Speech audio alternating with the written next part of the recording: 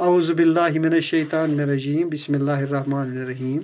प्यारे बच्चों, अजुक युस अस सबक छु यह छु अमुक अनवान छु इत्तिफाक। अमुक छु आज त्रीम सवाल अस हल कोरमुत बोर्डस पे और यह छु मे जवाब थोमुत लिखित। तो सवाल नंबर 3 छु नीचे लिखे हुए लफ्ज़ों के जुमले बनाइए। इत्तिफाक, मजबूत, तरकीब, हकीमाना।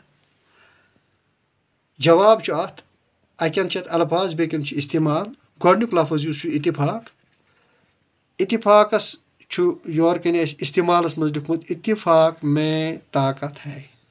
दोयम छु मजबूत। मजबूतस छु लिखमुत चिनार की लकड़ी मजबूत होती है। त्रीम लफ्ज़ छु तरकीब। हर काम अच्छी तरकीब से करनी चाहिए। और चूरिम तो आखिरी लफ्ज़ छु हकीमाना। बाप ने बेटों को हकीमाना जवाब दिया। इस पॉइंट को ये सवाल नंबर 3 आज मुकम्मल। शुक्रिया।